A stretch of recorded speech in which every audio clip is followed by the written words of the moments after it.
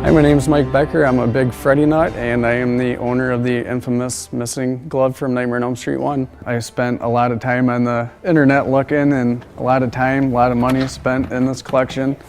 I got harassed a lot by a previous girlfriend about you're a nut and why do you spend your money and waste your time on all this stuff. And I told her, well, one day it's because I'm going to find the missing glove. I don't think it was ever found. It was another one of those collector's items that people just wanted to have. I have seen various props show up at auctions over the years, and it's possible that that glove did show up at auction. And I ended up finding it. It was on auction on eBay back in 2005. It was labeled as a prototype glove for Nightmare on Elm Street 5, which I knew was complete bullshit. I had seen that I was late by 2 days and that the glove had sold, and it sold for really cheap, $650. And when I saw that, I was not too happy. I remember actually screaming. So I had contacted the auction house and asked them if they could submit an offer to the person that had bought the glove. And then finally one day I got a phone call saying that the guy was sending the glove back to the auction house. So that was pretty much how I ended up getting the glove. We were shooting one of the school scenes, and everybody's eating lunch, cast and crew, and it's pretty much a normal day. And all of a sudden, Bob Shea, the executive producer of the film, had an announcement to make. There was something that I vaguely recall about the glove disappearing. And they clinked a glass and got everybody's attention. And everybody, looked up, and we thought possibly some good news, like a raise or something. And Robert looked at everybody and he said, okay, it seems that one of our props has gone missing. And if anybody knows about it, I would appreciate you returning it. In fact, if it's not back in the prop truck by the end of lunch, heads are gonna fucking roll. And it happens to be Freddy Krueger's glove. This one here is the one that I believe is the original from the first Nightmare on Elm Street that was used in the second Nightmare on Elm Street as well. That looks very familiar. I remembered the first glove because it was a lot smaller. The pieces were a lot smaller. The ones afterwards were thicker and longer. And it's got the index blade that was broken and resoldered on. That's a very key point to identifying this, because a lot of people don't even know that. The rivets were changed out in Elm Street 2. They didn't use spring steel or anything, so it was just a regular knife blade. Yep, actual real knife, and it still has some of the blood on the fingers still. So this isn't the original leather glove, it's the original Yep, armature. all the armature is original, Yeah. yep. I noticed there's some holes drilled in the finger here. Yep, and actually it's got the holes. Oh, there they are right there. Yep, plain as day, you can see them drilled in there. But it does look very authentic to me. I remember seeing it a lot because Robert was practicing with it a lot while I was doing his makeup. So I had to get a good look at it. And it looks very, very much like it. So it's probably a winner. This was the retractable glove from Nightmare on Elm Street 3. They called it the death glove because that was a glove that they used to stab Freddy with, and it still works today for as old as it is. Yeah, that's a nice it still works for it's its a very age. nice prop to have, yeah. Then this was the Hero Part 4 glove that was also used in Part 5 in a few of the scenes. That one I definitely recognize. And for some odd reason, they swapped out, the 3 finger pieces, but everything else is all the same, and it was used in Freddy's Nightmares in a couple episodes. And it still has some blood on the inside of the finger. I also remember these being flat. So you're a Freddy glove expert, aren't you? Try to be. This here was a replica for Freddy's Dead that they made. I've only seen 3, including this one. I'm not sure how many were made. But this was actually in a display that was on Bob Shea's office during New Nightmare when he talks to Heather about playing Nancy one last time. This was used in Freddy vs. Jason. It's the only one that features aluminum blades. The rest were all steel. Wow. And then this was a stunt glove that was used in Freddy vs. Jason as well. And it was used in a lot of the fight scenes and This one's light. compared to that one. Wow, what a difference. This is about the heaviest Freddy glove I've ever seen or felt. Yeah, they built it pretty heavy couple duty. of pounds there. Well, he's got to kick Jason's ass, so it's got to be heavy duty. I have to tell you though, I'm officially jealous. This is an amazing collection. I don't even have this much stuff. I worked on 4 of the films. I'm jealous because you got to work on the film and create the makeup. We're even. We're even. Banality of evil that the glove is, because it is homemade. It's the hand of revenge. The hands building Freddy's glove at the beginning of the film were mostly Charlie Blardinelli. He'd worked a lot on the glove, and his hands were the right size and the right shape.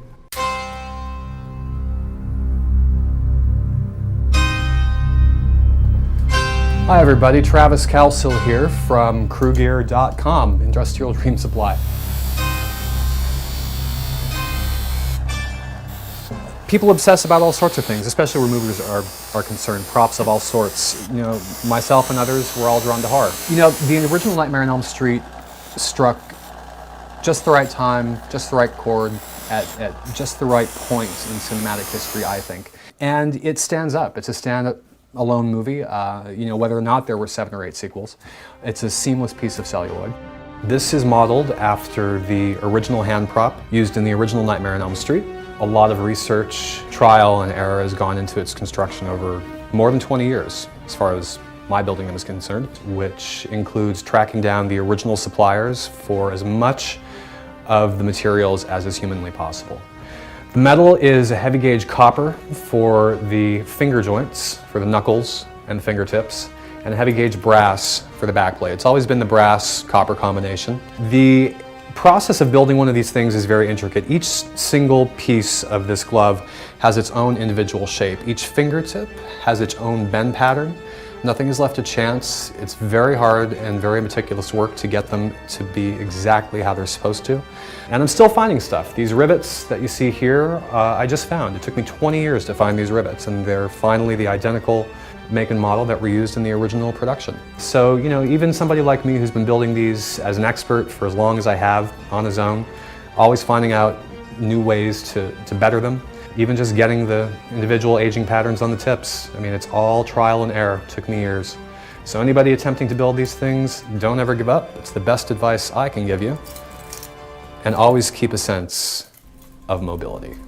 All those elements have combined to kind of make it, you know, the sort of incredible symbolic thing that it is, this symbolic hand of evil. Women love it. I'm not kidding you. I mean, probably more women want me to caress them or to pose with a claw than men.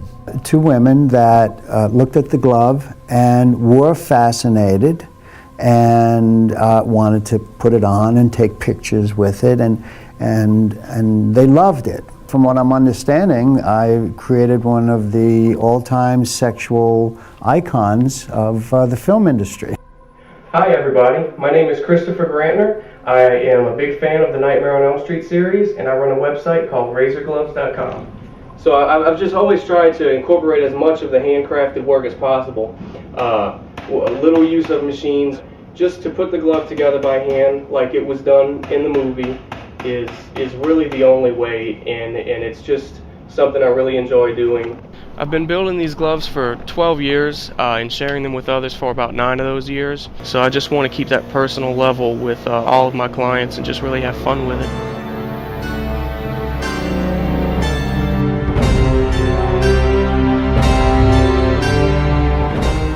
Hello Elm Street fans, my name is Mark Petrie and I am the owner and creator of knifegloves.com, and I hope you enjoy this video that explains a bit about my history. My glove building adventure began in the fall of 2007. I bought my very first metal Freddy glove that year, and when I looked at it, I thought I might try making one myself, but just for fun.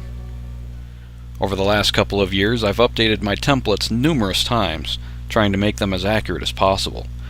And I've also changed my weathering processes as I've learned different techniques on how to make the gloves look older and better aged.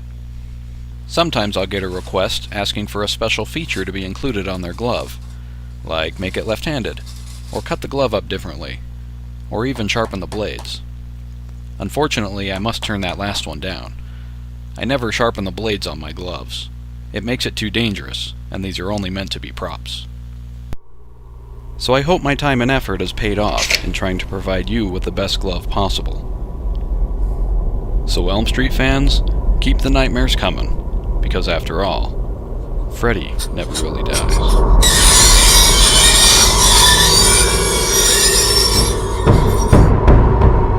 My name is Chris Burch, and I'm the guy behind Creative Nightmares. I like being creative with my work, whether it's from shining a copper, to having the original age look, or to even having longer blades. I just like giving my gloves their own little touch. I take various shots of the glove, put them on a program, then I get them to the right scale, and with a straight-on shot, I can gather dimensions that help me with my templates.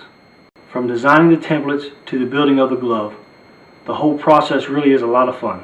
But all the hard work pays off at the end when you hear someone tell you how great your work is.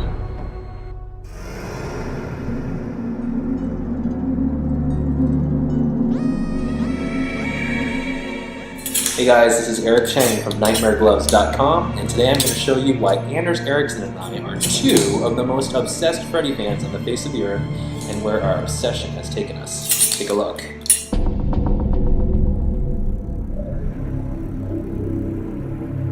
It's a weapon. It does take a certain kind of a person to appreciate this kind of art. Anders makes, every glove by hand. There's no templates. The materials are extremely high-end. They're totally unique. I mean, the craftsmanship is just unparalleled.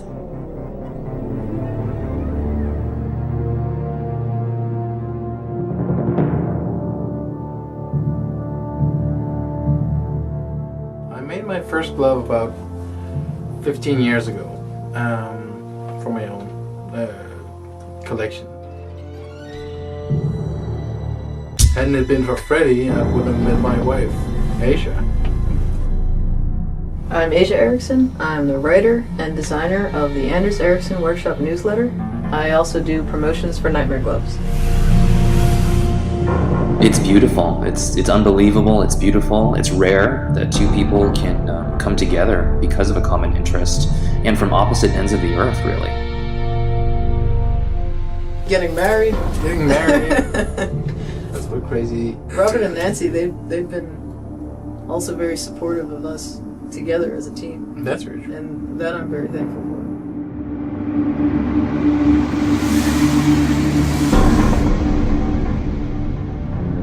I wanted to bring my own sense of visual style to Nightmare Gloves, my own interpretation of the films.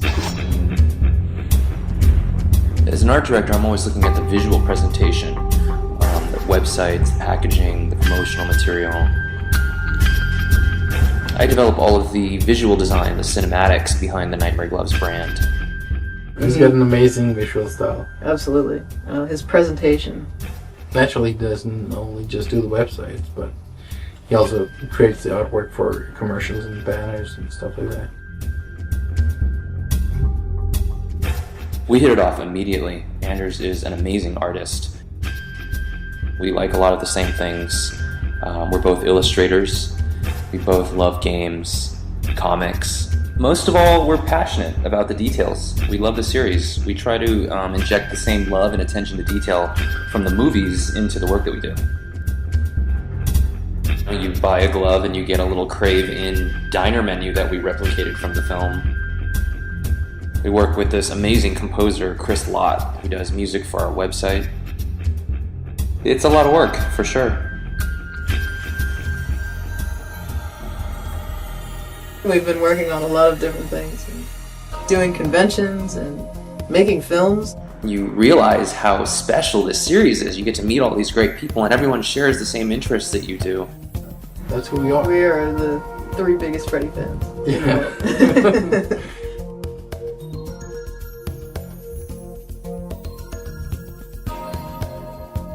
We're all just little kids, it's just like we're enjoying the films as if it was the first time we saw them. I've met a lot of great people thanks to Nightmare Gloves. We merged families and things like that, and it's just, we'd be in such a different situation if it wasn't for Freddy.